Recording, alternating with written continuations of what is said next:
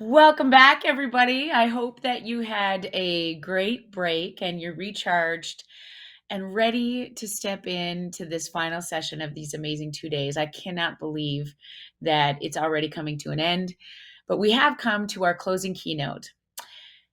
It is by the amazing Dr. Christine Imms, and the title of her talk today is Participating in Moving Knowledge to Action.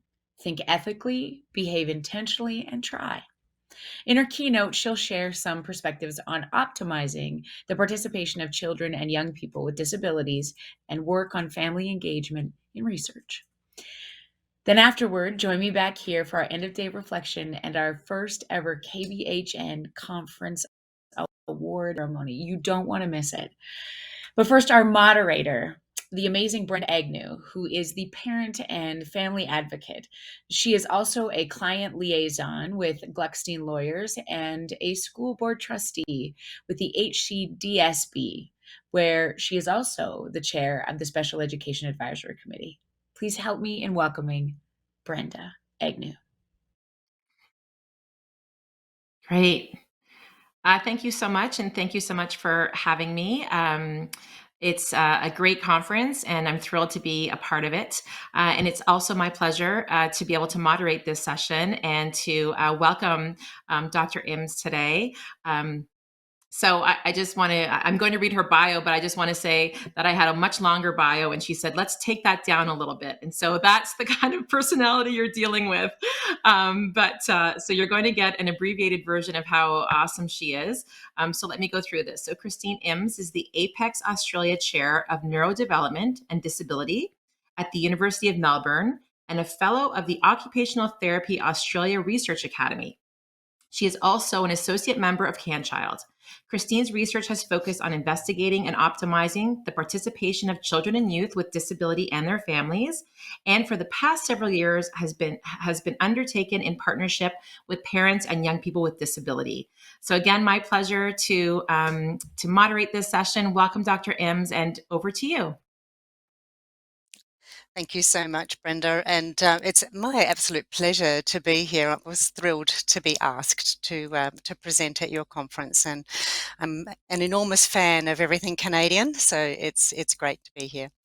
So I thought that this afternoon, your afternoon, my very early morning, that we should talk about how we move from what we know to what we do, or moving what we know to what we do.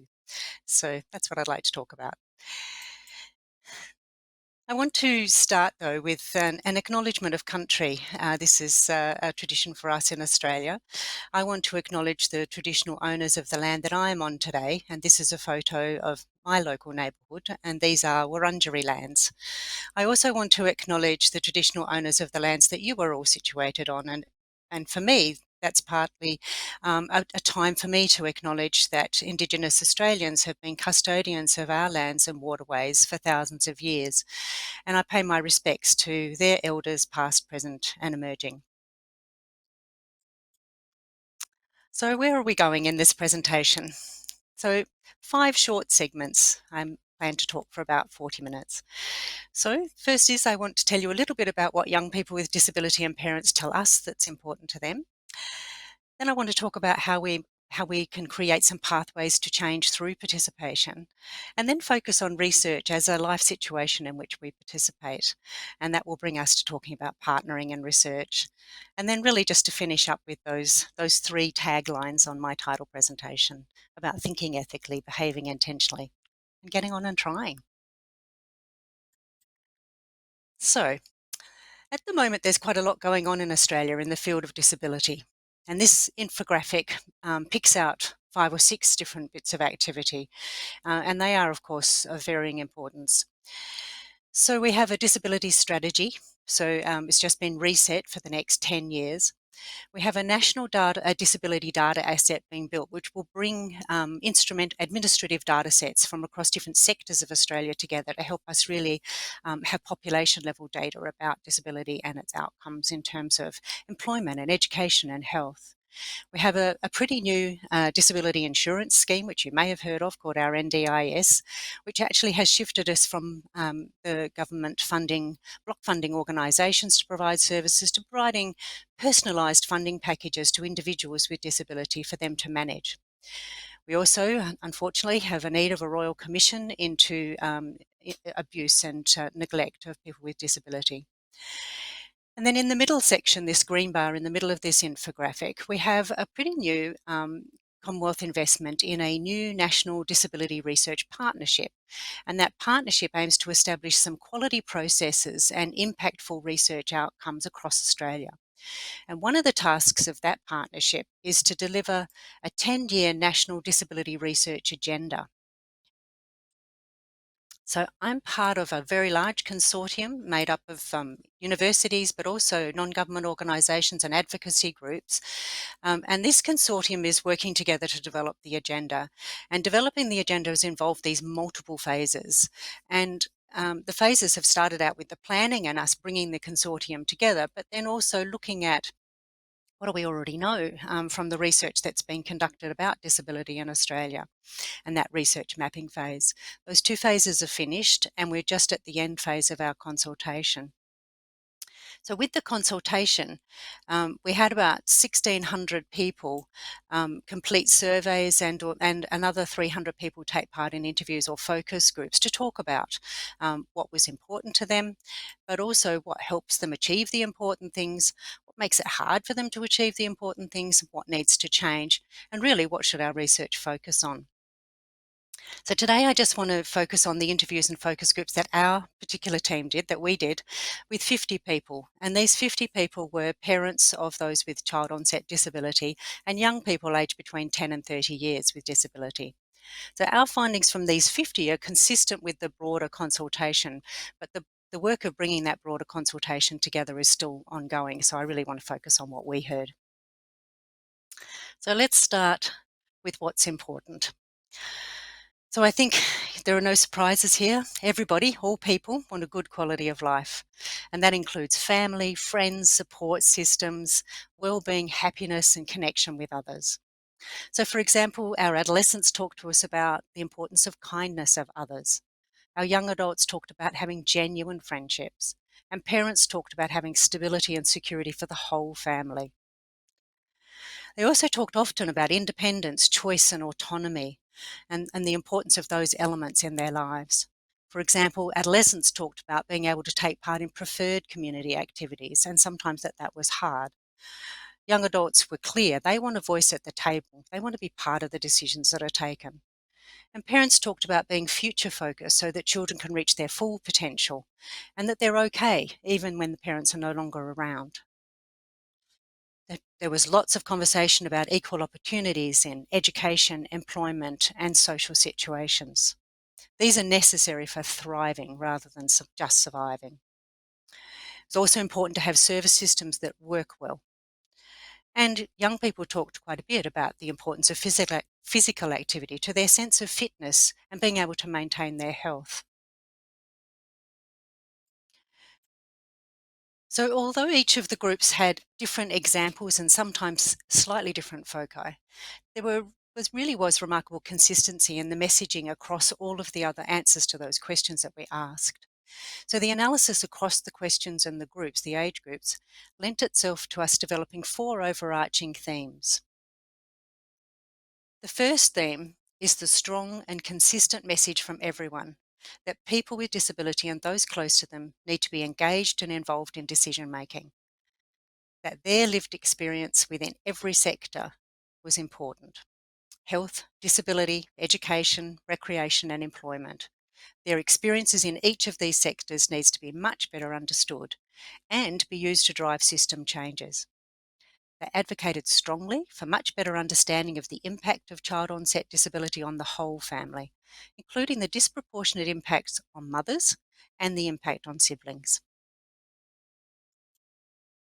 The second powerful and consistent theme was that community knowledge, attitudes, and behaviours towards disability need to change for genuine inclusion to occur. The lack of disability awareness and knowledge was spoken of in relation to the general community, but also in relation to family and friends, healthcare workers, teachers and principals, employers and recreation providers. So how can we fast-track change in this area?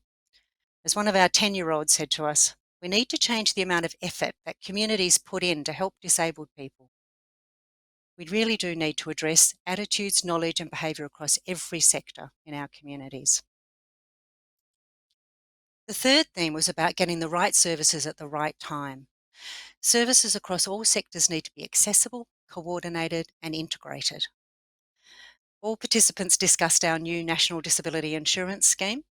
Nearly all commented on the opportunities that the NDIS had afforded them, but they also all talked about what it cost them and others to navigate it. It's hard. Young people talked about school, healthcare and leisure activities and the need for more supports to be available in those areas. Adolescents living in our rural areas talked about the impact of long travel times to be able to take part in suitable schooling and leisure activities. Young adults talked about continuity of healthcare from paediatrics into adulthood and about the importance of addressing their mental health needs. Parents and young adults talked about the relentless need to search and find disability-aware mainstream services and supports, but that having disability-aware supports was crucial to having good experiences. And parents talked of their own needs for support. So overall, these comments all spoke to the need to improve the availability and accessibility of services and information. Advocacy, choice and person-centred practices were highlighted as key to ensure that people's rights were met and that they were respected for who they were. And this theme brings strong messages of what's not working. The relentless fighting that we heard about to get what is needed. Parents, children and young adults talked about having to learn how to make informed decisions in the context of disability and how to be their own advocates. For some, they had talked about how becoming an advocate for their own needs had actually become their full-time occupation, and that meant they couldn't do the other important things in life. They want support for learning how to navigate these systems and make decisions and be their own advocate early and throughout their life course. And they want to be heard.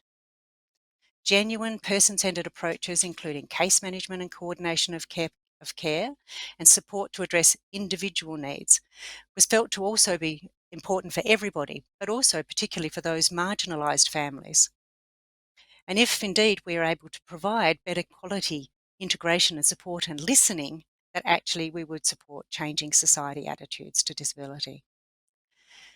The lack of accessible communication for those with varying disability types throughout our communities was highlighted as denying the opportunity for informed choice of many. Collectively, the four themes were brought together into this image, which speaks to the overarching need to involve and empower people with disability, to fast-track changes in our communities, our service providers, so that disability awareness and attitudes and inclusion can be enabled, to be able to create accessible, coordinated and integrated service systems so that the right services can be obtained at the right time. Collectively, these three themes speak to what is needed to ensure that the human rights of people with disability are met. Now, there are no real surprises in these data, but what does it mean for what we do? How can we fast-track change? So anyone who knows me knows that I have two core passions after my family, and the first sailing and the second is participation. So it'd be little surprise to you, if you do know me, to hear me say that I believe that the pathways to change are via participation. A focus on participation as a construct, an idea and an outcome in child-onset disability can be traced back to the 2001 publication of the International Classification of Functioning Disability and Health. That's not to say that we weren't interested in participation before that, but this publication acted as a catalyst for change. It provided a vision and suggested a pathway. Participation in the ICF is defined as involvement in a life situation, and it's seen as occurring as an outcome of a dynamic interaction among aspects of the person's body structures and function, their activity, performance, and environment and personal factors. And the fact that it's dynamic is shown by those arrows in the picture. Since the ICF was published in 2001, we've been building evidence about participation. Patterns of participation have been explored using descriptive studies. The extent of participation, comparisons between groups with and without disability have been undertaken. We've looked for longitudinal patterns and what factors influence participation. We've done research about choosing measures of participation to capture the construct, developed new measures, and reviewed existing measures. We've had a rethink about what participation means, how we should define it, so that we understand it and are more clear about what we're working towards. And we've also done development and testing the effectiveness of interventions. So let's have a think about what we've learned over that time. So if we think about the descriptive research that we did early to describe patterns of participation, what became clear fairly quickly is that there are significant restrictions in participation of children and young people with disability in comparison to their peers across a range of settings and activities. We know that longitudinal trajectories are typically stable, so participation patterns seem to be set early and then stay relatively stable. But we also know that that's been inadequately studied.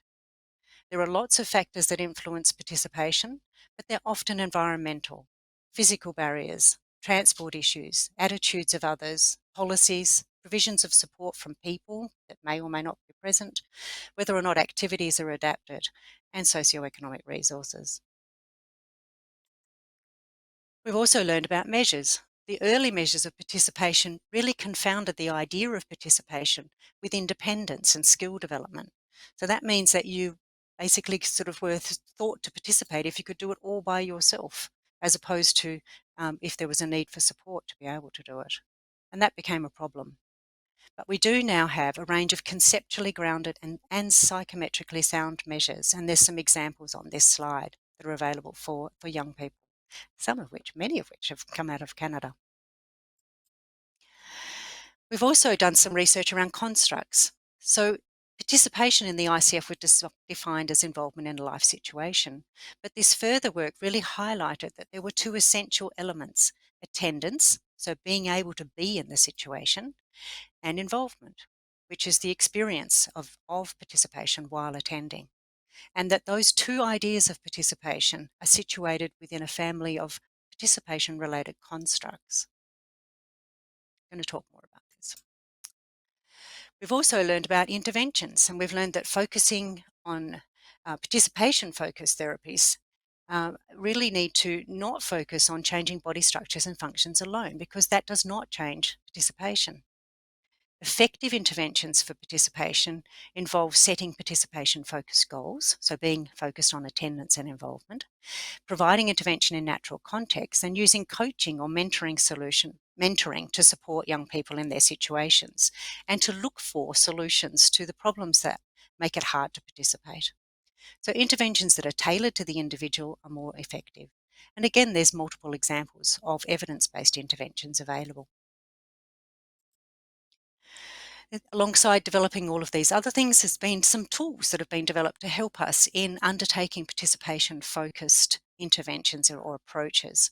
So the PEM Plus, which is about care planning for interventions, MAPI, which is an audit and feedback tool to check how we're going as service providers, and SPAN, so social participation and navigation, or DUA, and the CMAP book. So we've got, again, some things from Canada and from North America, but also from other countries in Europe. So we now have 20 years of participation evidence to use. And recently our international collaboration published a paper to try and help us bring it all together into a knowledge translation roadmap, providing the who, what, and how of implementing participation-focused practices. The roadmap explicitly involves partnering with people with disability and their families and our broader community beyond the health sector to create environments in which inclusion and participation are expected and possible. But what about participation in research? We hear explicitly and strongly from young people with disability and their parents that they want, expect, and have a right to a seat at this table. They want to be at the table, not on the research table. So I think about research as a life situation in which many of us wish to participate. So participation in research as a life situation has two essential elements: attendance and involvement situated in a family of participation-related constructs. So let's unpack this. First, what's research? So research is defined as the creation of new knowledge and or the use of existing knowledge in new and creative ways. So we generate new ideas, methods, or understandings.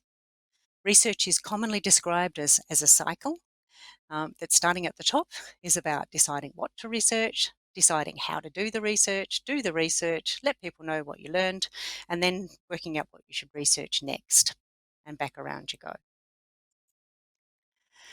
Now, how can we use the family of participation related constructs to think about research as a life situation? So, we start with the environment. And that's because all participation is situated within an environment. And in the fPRC, this is defined as the broad, objective, physical, and social structures in which we live. So, you guys are in Canada, we're talking about healthcare, disability, and rehabilitation services. That's our broad environment. Within our broad environments, we operate in a closer context, and we use Beata Botorowicz's work to describe the close setting for activity as being constructed of place, people, objects, activity, and time. So what does this need to look like in research? And importantly, which people are involved and when and how? So now we put in the participation, which I've already told you comprises of two elements: attendance, defined as being there. And the question for us is where? Where do young people with disability and parents turn up in the research cycle? Well, typically it is as a participant in the study. And if this is the case, then when the research is the life situation, what does this make the participants within that situation? And involvement, defined from the analysis of participation language, is the experience while attending, which might comprise engagement, persistence, affect, and perhaps social connection. So how do these words resonate when thinking about participating in research? The family of participation-related constructs describes factors that are inside a person, within a person. These are the attributes that people bring. And within our framework, these are defined as activity competence, which is the ability to execute the activity to an expected standard. So do we have the necessary skills? Sense of self, which includes self-perceptions of confidence, satisfaction, self-determination in relation to life situation.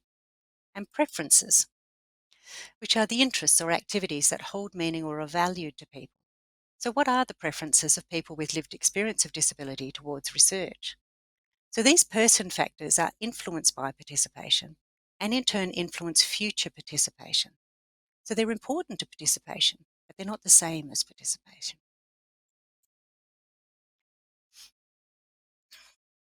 The person in the model portrays a general self-regulating process. So it's kind of that executive process that directs and monitors our thinking and our emotions and our actions. So now we have all the shapes or blobs in the framework, and they're the core concepts, but we also have to think about how those blobs go together. And these are the arrows or the transactions.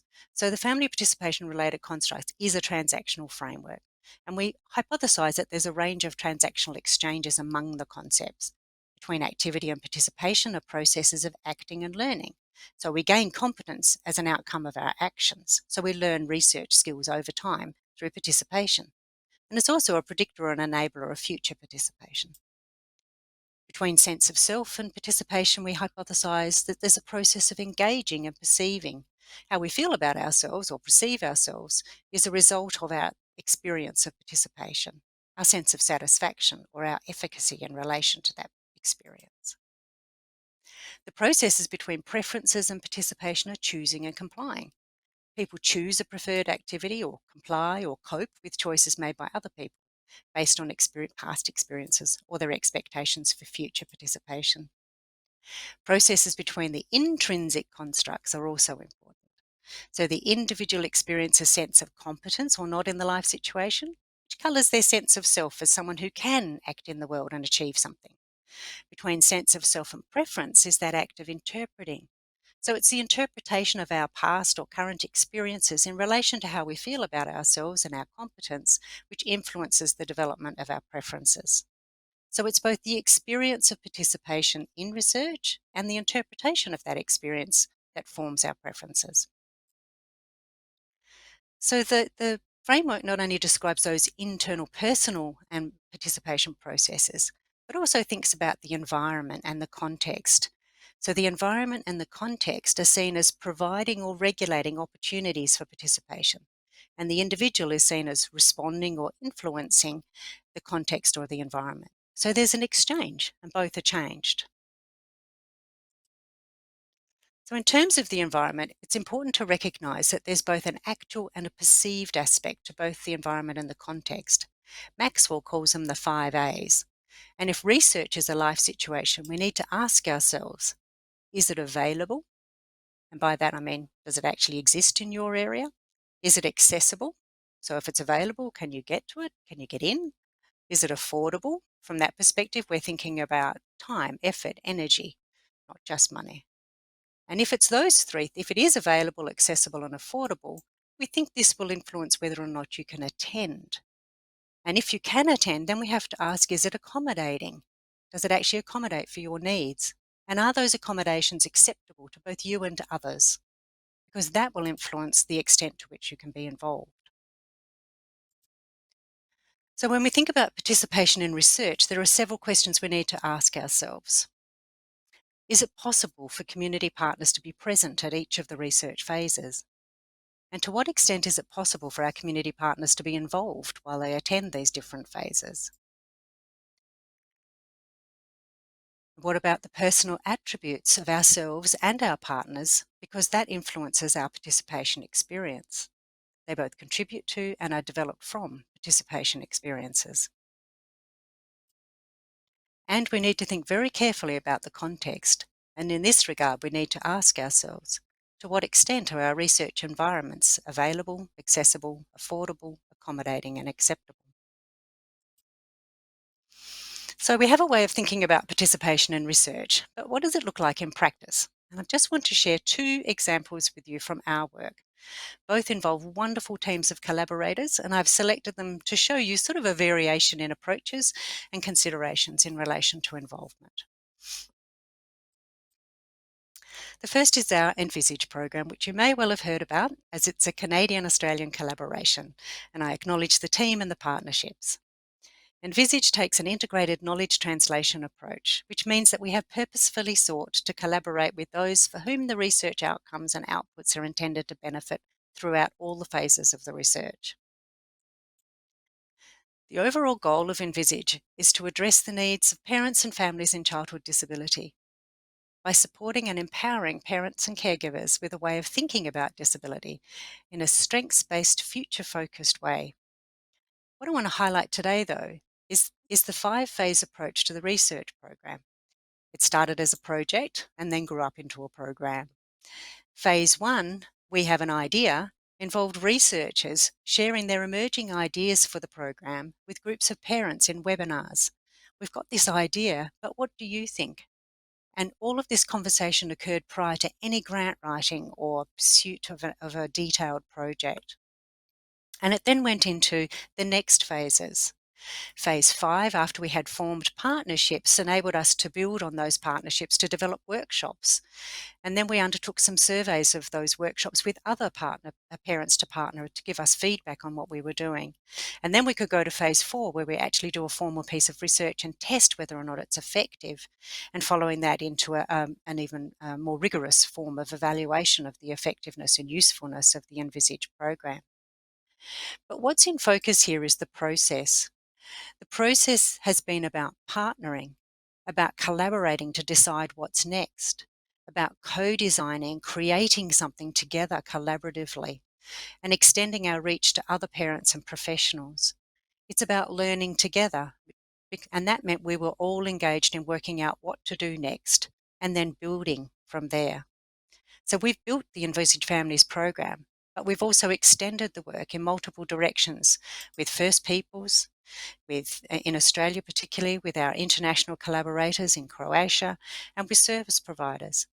And in each of those other 4 programs of work around Envisage, the 5 phases are in focus again, with an emphasis on starting at phase 1 by partnering. Envisage started as a conversation back in 2016, and you can see now that the team is large and KBHN is involved, which is fantastic.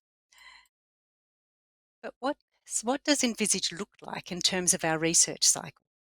So I would say our parent partners are co-investigators, and they're deeply engaged across every stage of the cycle. It started by researchers being curious about whether an idea would be useful to parents, and continued because of a commitment to involvement that meant the opportunity to attend was there repeatedly. Involvement was encouraged and supported. Development of our skills and sense of efficacy for working together grew over time. We evolved. We learned it together, both researchers and parents. I developed a deep preference for always collaborating on research through our partnership in this collaborative approach. And our parent partners keep coming back and tell us that they feel valued and that their life experiences are endorsed by their involvement in this research. We have learned about elements of the environment and the context that need consideration for participation in research.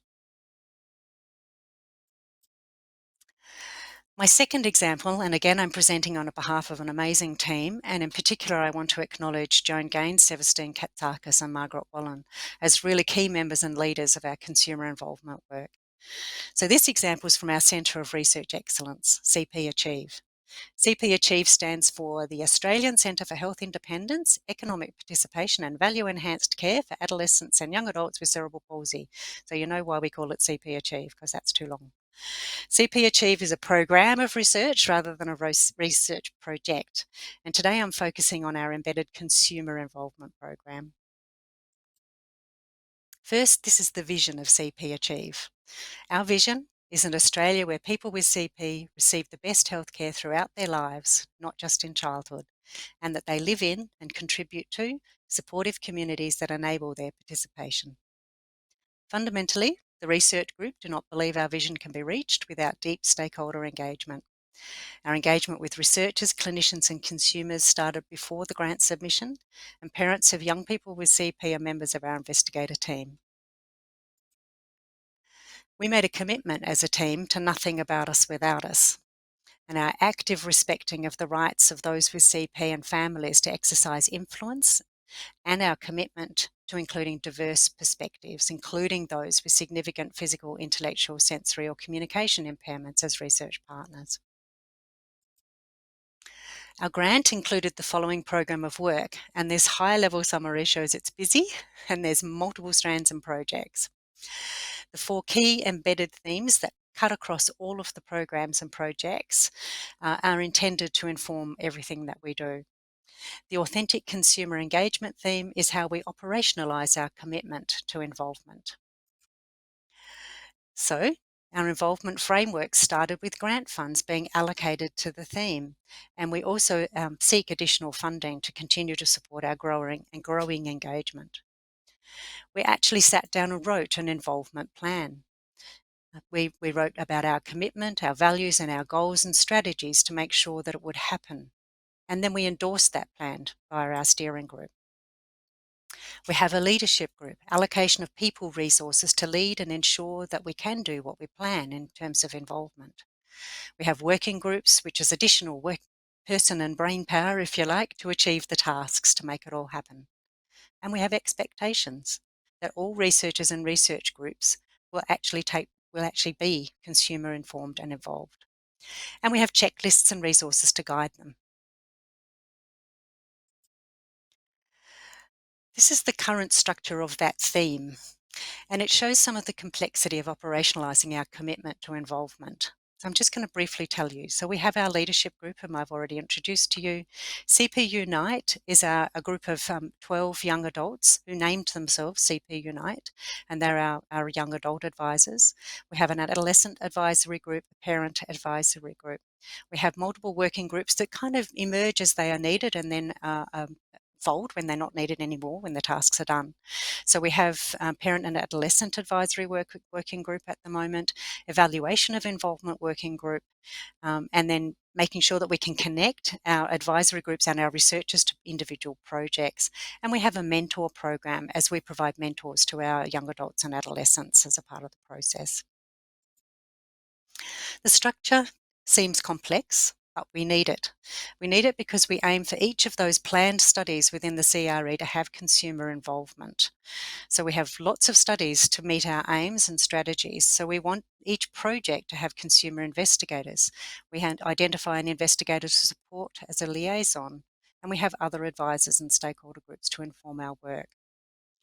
I just want to focus now on how CP Unite, our young adult group, was formed as an example of the process, challenges and benefits of this work. So CP Unite, we had a goal. We wanted to form a young adult advisory group, and we wanted to be sure that we could reach out to diverse CP perspectives and bring them into our research. So to reach that, we had an open expression of interest process, and we advertised widely using our networks and social media. We clearly talked about what we thought were the mutual benefits to both the young people and to our research, and we had some expectations so that was clear for our young adults. Once they signed up, we oriented them individually and collectively to the program of research, to research itself, to expectations, to their roles, the supports we would provide, including remuneration and recognition. And we engage. And when we engage, we prepare them for activities with materials and mentors, and we provide multiple methods of communication to both reach them, but also to support their communication needs. So here's one example. One of those other cross-cutting themes is the participation theme, and we wanted to engage very early with our CP Unites to seek their advice. And so I just want to give you a little insight into how this kind of went. So first of all, we wanted to ask CP Unite what were the most important life situations for CP Achieve to study, and what did they want changed the most? So in preparation to asking these questions, we prepared materials in advance for them. And this involved setting an agenda, providing it in accessible lay language. We created a doodly video to explain key concepts about participation. We gave them the discussion questions beforehand and the process that we would go through to talk about it. And we provided them with mentors to support their preparation. We did our meeting in Zoom because we were living in COVID land.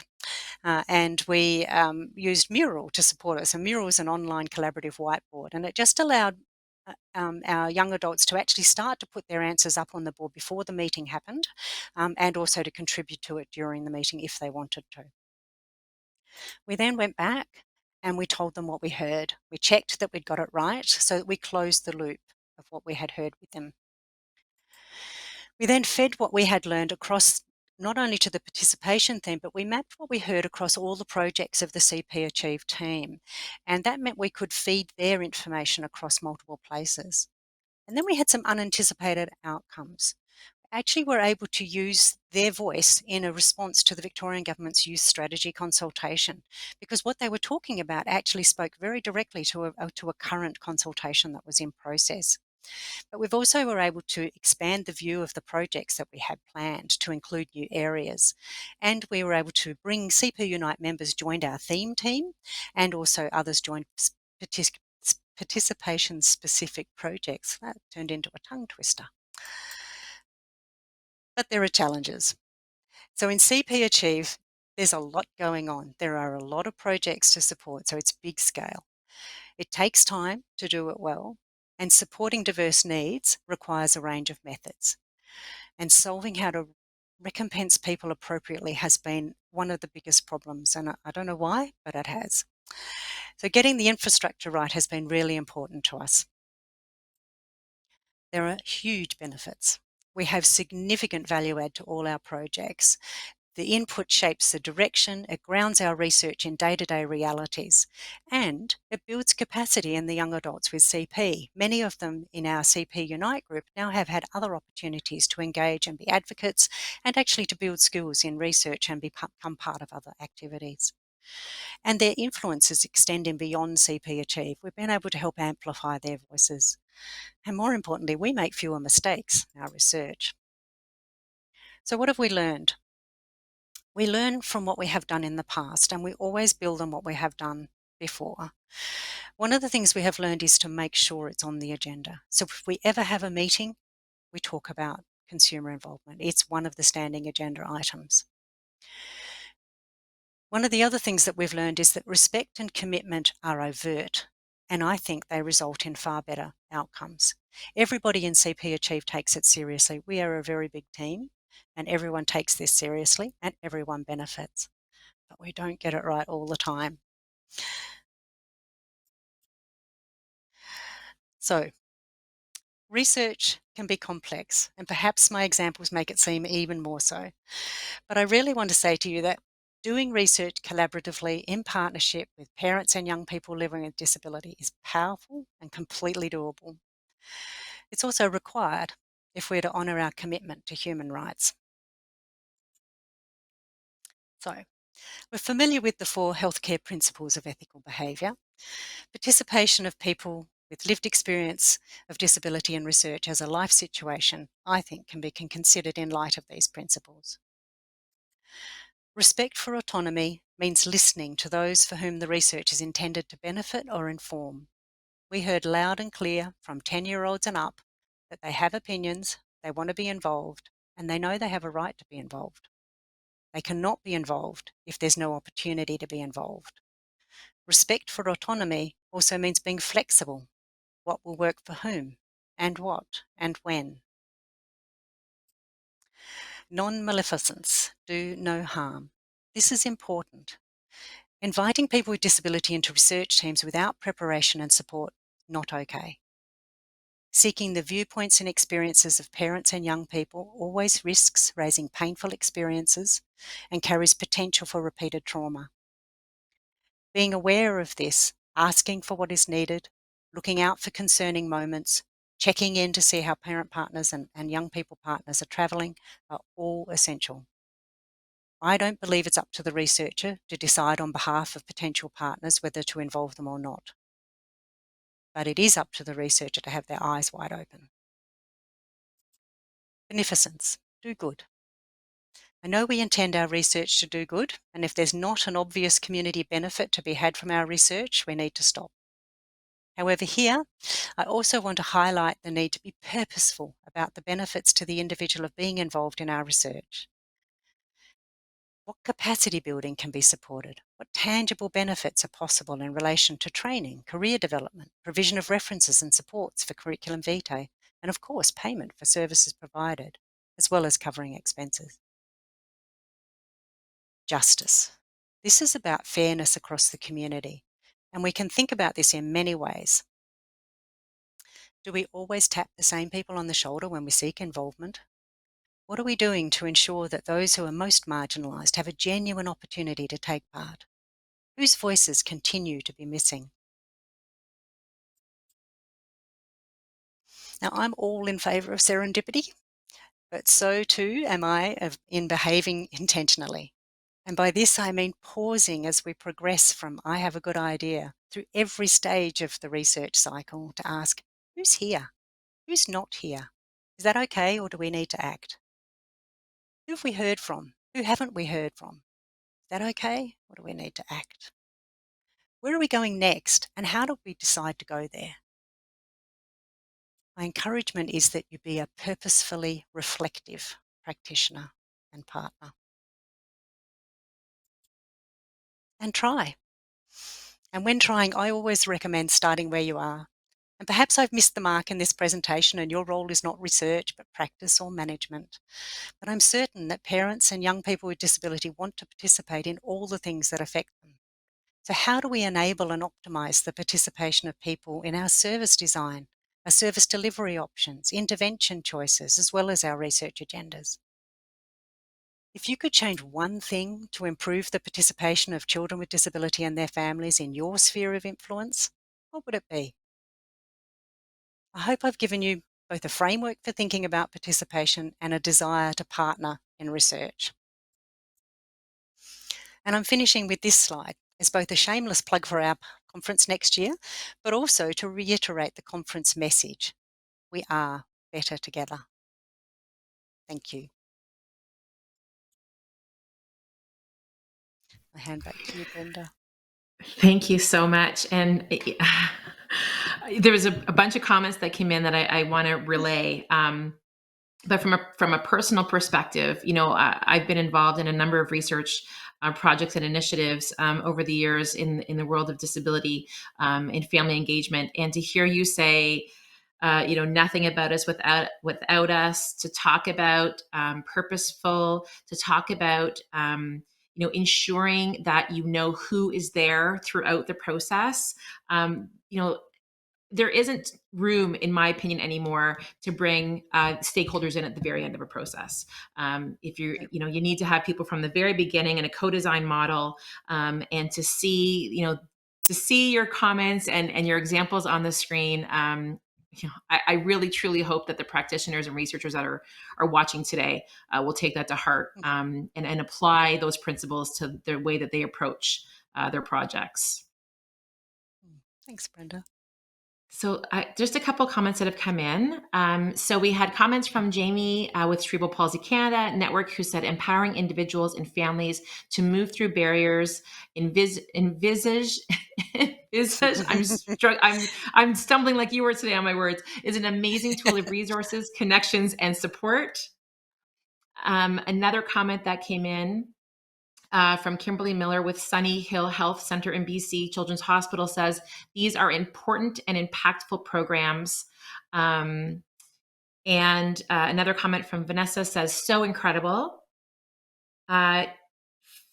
So we have here another comment from Jamie Winkler who says, I would empower service providers with the opportunity to connect and encounter new ways to approach families and individuals. So amazing. And so a couple of questions I hope that we could, ask and sort of lead us into ending off. But, and these were also questions that I had as well. So I'm glad that these are here. So one would be, how do you find parents and young people who represent other parents and young people and not just themselves? It's a interesting question, isn't it? And I think one of the things I would say is that when we invite young people and parents to be partners in research, is that actually what we're inviting is their lived experience, And I, I often think that when I'm invited into a research project as a collaborator or an investigator, I am never asked, who am I representing? I'm asked to bring what I bring, which is my Right. experience of research. And I think often we neglect the idea that young people and parents' lived experience of disability is, of course, their own, and it's highly valued and valuable. But they also bring experiences of other people's disability experiences, because that is part of their world, and they bring those insights to the project. Of course, there may be occasions when any one of us get hooked on our own, what will I say, soapbox, but that can happen to all people in research. It's not just that's not the prerogative of parents or young people. I've been in research team meetings where some people seem to need the limelight and talk about their perspectives. So that's a common problem in research. So I guess I want to dispel that. There may well be times where we want to purposefully partner with, let's say, an advocacy organisation, and we reach out to someone and we really say, we really need you to reach deeply into your organisation to get the breadth of perspectives from your organisation and your members. And that should be done, and that's very appropriate and very purposefully done. But I think I would like to dispel the myth that we can only invite those parents who could speak for everybody. That's not fair. And thinking about that too, Dr. Ames, is I know that a number of research projects really struggle to try to find participants and to try to find. I noticed your slides on diversity and the importance of that. And how have you been successful in being able to find participants from from some of the larger areas or from some underrepresented areas or some marginalized groups? Has that been a struggle for you, or how have you gone about doing that? Mm. I think we're getting better. I don't think we've solved it. I think certainly we're more. I guess we're more confident that we reach across diversity in terms of people who need both communication and cognitive support. So people with more Mhm. complex or diverse sort of needs for support from in terms of their disability. And I think we've learned about the sort of additional supports that we can strategically be ready with. So the mentoring and the structured sort of orientations and the care and time that we spend in terms of making sure that people know what it is they've been invited to, but also can engage genuinely within that. Where I think it's still hard, and that we perhaps aren't quite getting there yet, uh, perhaps those communities where, for us, where English is not a first language, where we're not really managing to necessarily reach into families where there are those additional vulnerabilities. I think we've got some great examples where we've been able to reach into our First Peoples communities, but that's another area for which we know takes I think some very particular approaches and time and relationship building that we still have to do. So I think we're on the journey, but not there yet. Right. And another question is, and I think this is really important for people that are listening, is if you were just starting out involving people in research, which I hope is not the case. I hope you've been involving them since the beginning. But if you are just starting a research project, so if you were just starting out involving people in research, what is the first thing you would do?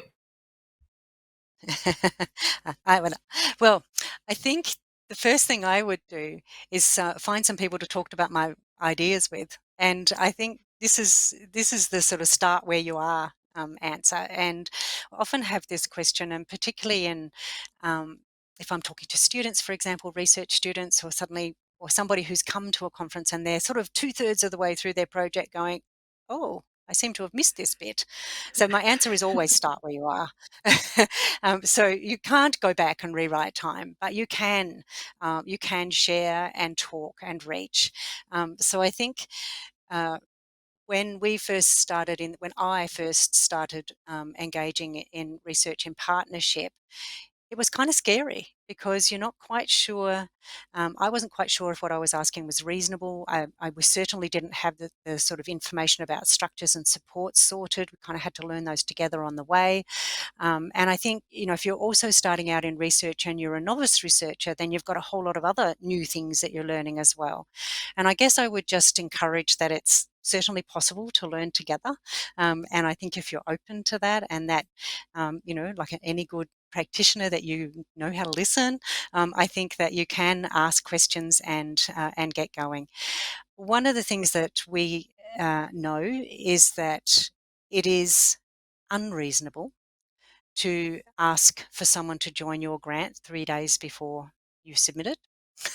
That's Mhm. not fair. Yes. And I think it's very tricky to really build a genuine partnership on the basis of that.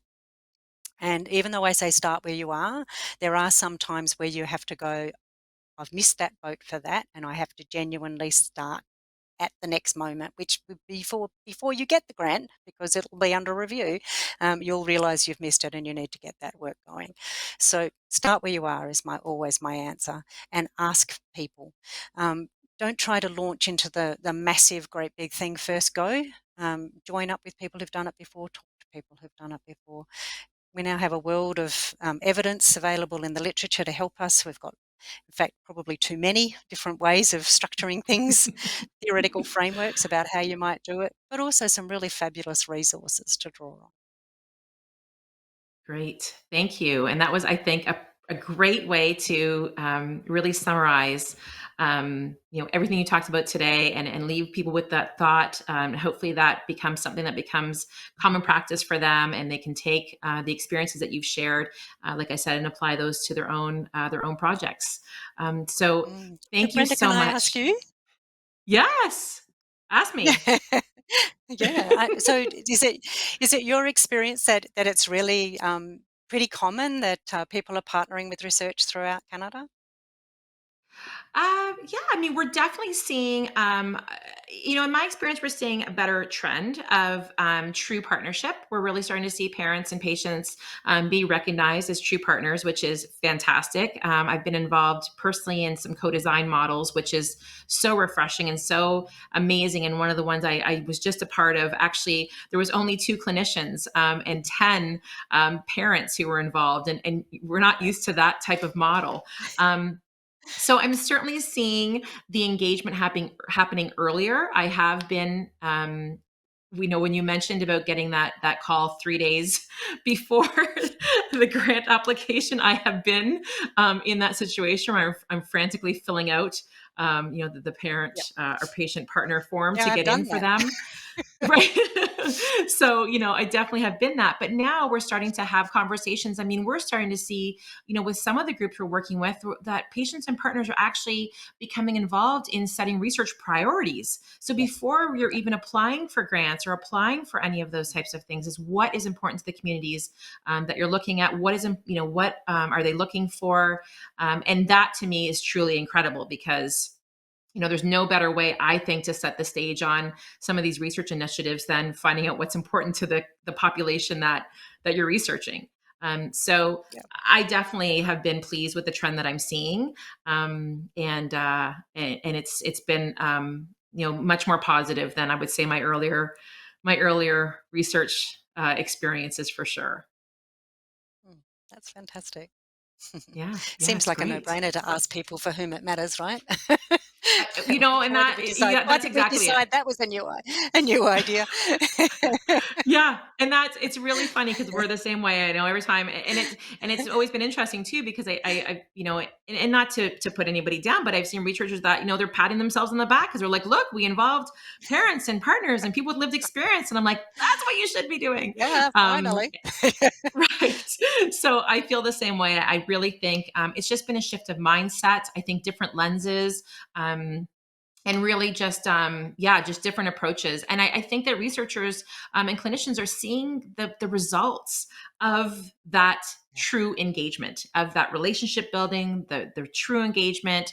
And I think that they're seeing better outcomes and better participation rates, hopefully, with those models. So we'll see. Mm, Fingers mm. crossed. Yeah, one of the things that I'm really looking forward to in Australia is we think we'll have a new funding stream for disability-focused research that will not be granted without partnership.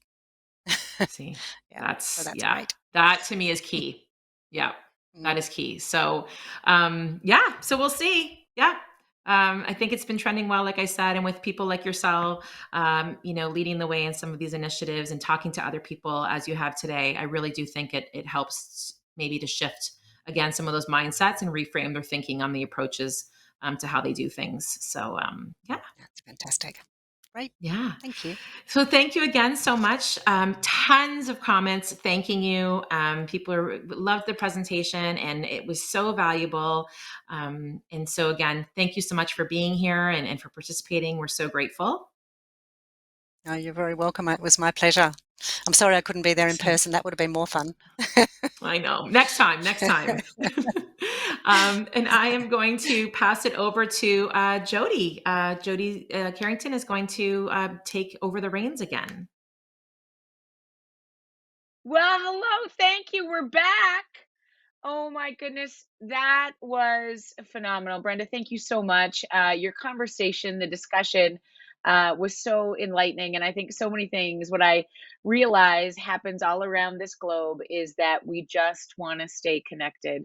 And the whole purpose of this conversation was, in fact, these last 2 days was about partnerships and getting reconnected. And so we're going to take a minute, I think, now and have a little break. We have a video ready for you, and then we are going to come back into our award ceremony. So over to that video.